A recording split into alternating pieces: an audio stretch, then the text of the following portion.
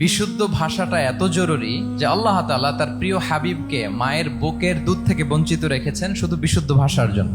একজন মানুষ সর্বপ্রথম কোন জিনিসের প্রেমে পড়ে জানেন? কথার প্রেমে পড়ে। কথার ধরন, কণ্ঠস্বর, তার অ্যাটিটিউড, তার শব্দের জাদু, এটা মানুষের হৃদয়কে জয় করে ফেলে। তো রাসূল সাল্লাল্লাহু আলাইহি ওয়াসাল্লামের এই এলোকোয়েন্স ছিল। তিনি বলতেন আল্লাহ তাআলা আমাকে সর্বমর্ম বাচন ভঙ্গির অধিকারী করেছেন। মানে উনি যেটা বলতেন এটা ছিল very precise in wording but comprehensive in meaning. এটার যে দোতনা, এটার যে appeal to the heart of the people, to the heart of the listener, এটা অসাধারণ। মানুষের হৃদয়কে জয় করে ফেলতো। আল্লাহু আকবার। তিনি এমন ভাবে কথা বলতেন, কথার মাঝখানে মাঝখানে পজ দিতেন, মানে একটু থামতেন যাতে করে শ্রোতারা বুঝতে পারে। এত চমৎকার করে ওনার প্রেজেন্টেশন ছিল, বক্তব্য মালাগুলো ছিল, ফলে যারা শুনতেছে ইজিলি মুখস্থ করে ফেলতে পারত। রাসূল সাল্লাল্লাহু আলাইহি ওয়াসাল্লামের সবচাইতে বড় ভাষণটি ছিল বিদায় হজের ভাষণ, খুব সম্ভবত। ওই ভাষণের টেক্সট গুলোকে যদি একসাথে করা হয়, আমার মনে হয় 10 মিনিটের বেশি লাগবে না ওই টেক্সট গুলো পড়তে। তার মানে সবচাইতে বড় যে ভাষণ ওনার, ওটা কত ছিল? 10 থেকে 12 মিনিটের ভাষণ ছিল। আমরা তো ঘন্টার পর ঘন্টা বক্তব্য করি, তারপরেও তো আমরা মানুষের মনকে খুশি করতে পারি না। উনি সেই যে 1400 বছর আগে